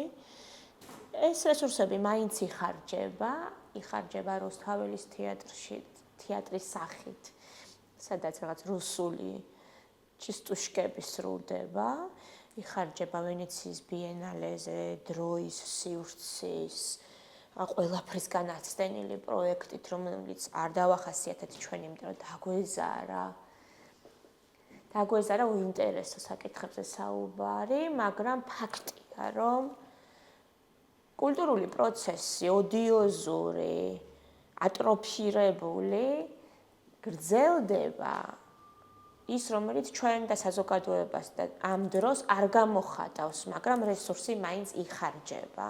და ამაზე ალბათ უნდა ველაპარაკოთ ჩვენს კოლეგებს. გეგმის შეცვლის დრო ხო არ არის. ჩვენ მე მგონი აუცილებლად უნდა გავაკეთოთ თემა, იმიტომ რომ იმდენჯერ მივედით იქამდე, რომ აი სწორია თუ არა, აი ეს ბოიკოტი, რომ საკუთარ გადახდელ გადასახადს უცხადებთ ბოიკოტს, რომ არ გვინდა ჩვენ არ ავიღებთ ამ თანხას, იმიტომ მაგრამ გადასახადს ვიხდით ამ დროს. მეორე სულ არც რომც არ უცხადებდე ბოიკოტს, ალბათ არც მოგცემე. ხო, აი ამაზე ვისაუბროთ. ამ ყველაფერზე ღია დავტოვოთ, ხო, ეს საკითხები ჩვენ არ ვუპასუხოთ, ან დღეს არ ვუპასუხოთ. და კიდევ ერთი რაღაცა მინდა რომ თქვა, რომ მიუხედავად აი ეს რაღაც ცოტა უფრო პესიმისტური განწყობს, მიუხედავად იმისა, რომ ჩვენ ვამბობთ, რომ რაღაცეები თქვათ არ ისახება ისე და ადეკვატურად იმაში, რასაც ვაკეთებთ სახელმწიფოს სფეროს გულისხმობ ამჯერად, რაც ხდება ჩვენზე. რა ხო ნახე, ვენეციაშიც იგივე ხდება, ხო? რიგი ქვეყნები, სადაც ჩვენზე ბევრად წინ არიან ყველანაირად, ხო? თქვათ აი თუნდაც აი ეს სახელმწიფოს და თქვათ სახელმწიფო სფეროს ურთიერთობას აჩაღება და თუნდაც მათ ქვეყნებში ბევრად უფრო მოგვარებულია ყველაფერი, ხო? ისინიც კი გაურბიან რაღაც ისეთ მნიშვნელოვან თემებს, ხო? მაგრამ აქვე მინდა ვთქვა, რომ აი მაგალითად თედორე ხვიაშვილმა მოახერხა და ვენეციის ბიენალეზე, ხო, პირდაპირ ნაურუს პავილიონში შეიტანა აფხაზეთის თემა, ხო? თქვათ თამარ კვესიტაძემ მიუხედავად იმისა, რომ ჩვენც ვერ ვნახეთ და არც კეთის ქონდა ნანახი, ხო, ძალიან საინტერესო თემა გააკეთა და ძალიან მნიშვნელოვან მესამედ დაბრუნდა ვენეციის ბიენალეზე, რა თქმა უნდა. მაგალითად დემნა გვასალია მთელი ნიუ-იორკი ალაპარაკა, თქვათ ეხლა მის გამოჩენა სულ მგონია, რომ აი ხა შემდეგ შოუს ვეღარ გააკეთებს ისე, რომ ისე ყველა ალაპარაკებს და მაინც ახერხებს, რომ იყოს პროვოკაცია, მიუხედავად იმისა, რომ წინა დღეს ქართულ რესტორან უბანში მივიდა. ეს არავის წყდება, ხო? და კიდევ რო ახერხებს, რომ აი ეს ამ როკი არ დაკარგოს ეს ქართულობა, სულ დააქვს თან. აი როგორც თედომ წაიღო აფხაზეთი ნაურუმდე ჩაიდანა და ვენეციამდე და დემნას კიდე თელ ქვეყანაზე დააქვს ეს თავისი საქართველოს და თავისი აფხაზეთი, ხო? მაგრამ არა რაღაცა სლოგანებით და გულზე ჯიღის თქმით, არამედ სწორ დროს, სწორ ადგილას ამ მესიჯის მიტანით, ისევე როგორც ანდროვეკუა ხერხებს ხშირად, ხო, თავის დროზე შვეიცარიის სახელით იყო წარმოდგენილი ვენეციის ბიენალეზე და იქაც თავისი სოხუმის სახლი მიტანა, ხო? ხო და თან კურატორის რჩეულ არტისტთა გამოფენაზე და არა რომელიმე ეროვნულ პავილიონში. ხო და თუმცა შეგვეძლო ამ დროს წარედგინა საქართველოს არაერთხელ კონკურსებზე გადიოდა მისი პროექტი და საქართველომ ვერ გაბედა ის არტისტი წარედგინა სახელმწიფო პავილიონში, რომელიც ილაპარაკებდა აფხაზეთზე და დევნილობაზე, იმიტომ რომ ეს უკვე ის საქართველო იყო, რომლის ოფიციალური წარმომადგენლობა და ჩინოვნიკები და პოლიტიკოსები თამამად კი არა და საერთოდ ვერ ლაპარაკობენ ოკუპაციას. ამიტომაც ამ ვითარებაში ანდროვეკუას გამოფენა პრორუსულად მოაზროვნე ხელისუფლებისთვის არასწორო ნაბიჯად იქნებოდა აღქმული და ამიტომაც ანდროვეკუა, რომელიც თანამედროვე დასავლურ არტისტულ სცენაზე ერთ-ერთი წამყვანი ავტორია და მუდმივად თავის ნამუშევრებში სხვადასხვანაირად რეაგირებს აფხაზეთზე და სამშობლოზე და სხვადასხვანაირი ინტერპრეტაციით ცოცხლდება მაგალითად სოხუმის პეიზაჟები სხვადასხვა მედიუმში არასოდეს ჯერ წარმოდგენილი არ ყოფილა საქართველოს პავილიონში. ხო, მე სულ იმედი, ხო და რა მინდა რომ შეგიძლია დავამთავროთ ოპტიმისტურად, რომ ეს ქართველები ევროპაში, ამერიკაში, სოფლიოში დადიან, დაატარებენ საქართველოს, მე გეთანხმები მართლა და რომ ყველაფერი მაინც კარგად იქნება. ამას მეუბნებოდი, ხო? კარგი იყოს ეგრე ძალიან დაღლილი ვარ კამათისთვის. უკვე ჟიტონება მეგრე. იცი მე მაინც ვფიქრობ, რომ ჩვენი ხელოვანები ძალიან კარგი მოქალაქეები აღმოჩნდნენ. და ჩვენი მოქალაქეები გადარჩებიან და გადაარჩენენ საქართველოში საქართველოს გარეთ ქართულ დემოკრატიას. ამას მეუბნები? ნახოთ. დავწერე. ერთი წამი. ჩვენ სულ გავიწყდება ჩვენი თავის. არ უნდა არასდროს მე დავამთავრო. არა, ჩვენ თავის რეკლამა და ნუ გერიდება თუ ასე მითხრეს და ამიტომ ვთხოვოთ მაინც მაყურებელს, რომ თურმე მნიშვნელოვანია, რომ და გამოგვიწერონ YouTube-ზე, ასევე სოციალურ ქსელში გააზიარო და ასევე სხვებსაც გაუზიარონ ჩვენი გადაცემა იმისათვის, რომ მომავალში შევძლოთ კიდე ესეთი საინტერესო სტუმრების მოყვანა. აუცილებლად. ეხლა კარგი იქნებოდა კარგი ყავის ან ჩაის დალევა. სხვათა შორის რეკლამა ვიტანე შემიძლია მთელი გადაცემა ყავასო ან ჩაი სულ ერთია. შეიძლება და შუალედებში პატარა ნამცხვარი უშაქროა. ღვინოზეც თანახმავართ. სიამოვნებით. გაზიან სასმელზეც. დაანები და დაანები. კარგი.